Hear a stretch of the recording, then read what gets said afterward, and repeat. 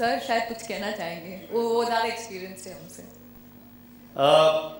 ये मिसकंसेप्शन है कि बॉलीवुड में चेहरे पे चेहरे लगे हैं और वो आपका जो क्या कहते हैं उसके पीछे डीपर मीनिंग है, नेगेटिव मीनिंग है कि यानी कि लोग चेहरे बदल लेते हैं। मेरा करीब 30 साल का जो तजुर्बा है ऐसा बिल्कुल नहीं है। जो आपके मित्र होते हैं, जिनसे आपकी दिल से दोस्ती होती है, वो दोस्त ही रहते हैं, क्योंकि समय के साथ साथ अगर दूसरे बदल रहे हैं तो कहीं आप भी बदल रहे हैं, क्योंकि अब आपके पास इमोशन है लेकिन उतना समय नहीं है, आपके पास ज़्यादा पिक्चर हैं, ज़्यादा भाग दौड़ हैं, उनकी एक्सपेक्टेशंस को आप मीट नहीं कर सकते। शायद वो किसी फिल्म में आपसे रोल करवाना चाहते हैं, वो डायरेक्टर्स जिनके साथ आपने शुरू में काम किया है, अब आपको लगता है मेरी स्कीम ऑफ थिंग्स में सही नहीं आता, ये कॉम्पिटिटिव वर्ल्ड है, मैं सीढ़ी पर खुद अपने आप को मजबूत कर रहा हूँ, इनके चक्कर में गया तो मैं भी डूब जाऊँगा। तो अगर आप उसके पीछे भावना को समझें, कोई चेहरा नहीं है। Some of the most fantastic wonderful people are part of Indian film industry, Bollywood. I truly mean it. मेरा कोई नेगेटिव तजुर्बा किसी के साथ नहीं है। अगर कॉमर्स की वजह से, आपकी प्रेजेंट पोजीशन की वजह से कोई आपको उस प्रकार से नहीं यूटिलाइज करता फिल्म में, अगर आप कलाकार हैं, राइटर हैं, डायरेक्टर हैं या प्रोड्यूसर हैं, तो उसके पीछे का आप रीजन समझिए। अब जैसे जैकी श्रॉफ और मनीषा कोइराला, मनीषा से मेरी पहली मुलाकात सौदागर फिल्म के दौरान हुई। सौदागर फिल्म के आउटडोर पर महाबलेश्वर के आगे शूटिंग थी, कहीं पर मैं जा रहा था। मैं सक्सेसफुल स्टार था, राम लखन बैडमैन आप देख चुके थे उससे पहले।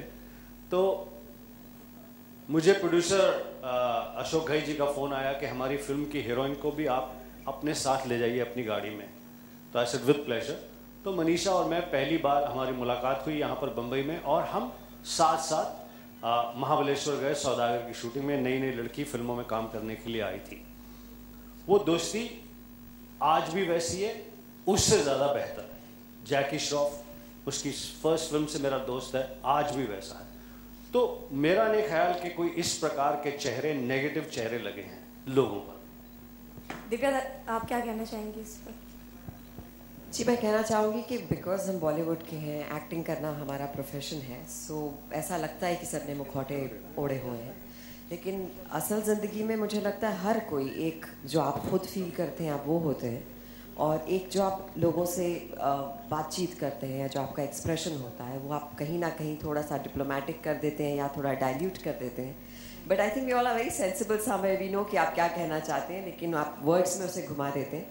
लेकिन वो दुनियादारी है मुझे लगता है। लेकिन फिर भी कुछ लोग ऐसे होते हैं जो आपके दोस्त हैं, जैसा गुलशन जी ने कहा कि वो आपके तमाम उम्र दोस्त रहते हैं। सो उनके साथ वो मुखौटे, मुझे लगता है, चाहे आपके बचपन के दोस्त हों, चाहे बहुत पहले से आपके दोस्त हों, सो या नए जो दोस्त बने जिनसे आपकी बहुत बन जाए, जिनके साथ आपको लगे कि मुझे कोई जज नहीं कर रहा है, सो ऑब्वियसली वो मुखौटे, वो चेहरे फिर नहीं रहते। And I don't think this is the case with just the industry, it is the case with each and every one. Film इतने साल से रुकी हुई थी, सो एक एक्टर जब फिल्म करता है तो एक अलग बात, उसकी जो फिल्म को लेकर एक्सपेक्टेशन होती है वो अलग होती है। लेकिन इतने समय बाद अब रिलीज़ हो रही है, लेकिन फिर भी आप सब एक साथ आके इस फिल्म के लिए खड़े हैं, क्या कहना चाहेंगे इसके लिए?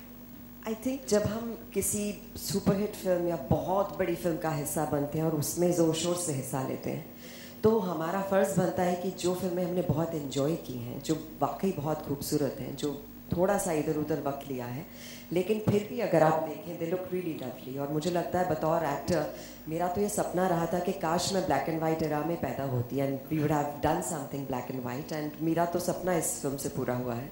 सो I think it is our duty to be, and I think it's great to be a part of this film, so proud of it, everyone's looking wonderful, and I think it's great that we all have come together to give our entire support to the film. Rishita, आप और गुलशन जी क्या कहना चाहेंगे? सारी film इतने समय के बाद रिलीज हुई है, so actually best part of this film is कि एक पीरियड फिल्म है, एक समय के बारे में है, तो वक्त बदल जाता है, लेकिन हम जब कोई पीरियड फिल्म की बात करते हैं तो कोई इट्स इररिलेटिव। तो ये है कि मैंने जब प्रोमो देखा, फ्रैंकली मैं खुद सोच रही थी Rohit and me are like very dear friends and I adore him and respect him a lot. मगर जब मैंने फिल्म का प्रोमो देखा तो मुझे फ्रेशनेस लगी, मुझे लग रहा था कि शायद कभी कभी हो जाता है, फिल्म बहुत टाइम बाद आती है, but I think it's still intact क्योंकि कहानी ऐसी है और लोगों को अच्छी लगेगी। एक ऐसे कोई ड्रामा नहीं है, it's a thriller and yet psychological thriller, so you gonna have fun watching it and I am sure मुझे लगता है लोगों तक अगर आप लोग अच्छे से पहुंचा देंगे तो पक्का आप जो इतने सवाल पूछ रहे हैं आप उसे अच्छे से लिखिएगा और ज़रूर लोगों तक ले जाइएगा ताकि लोग समझें कि we really come out with something different and specially 3 women and so many wonderful men. Frankly, ये तो कहानी ऐसे लगता है that it's about 3 women, but it's not so. It's about every small character in the film. And I think आप जब film देखेंगे आप definitely कहेंगे it's worth one time watch for sure and even more. Film का definitely we will show you the trailer again. This is something really a very nice, interesting film. ओए लड़ो मत। I think if you say the 45-55 ratio है, the present time of the film जो सब colour में है और जो ब्लैक एंड वाइट पोर्शंस हैं वो सब फ्लैशबैक में जाते हैं उसमें। या we done that bit। मैं एक काम कर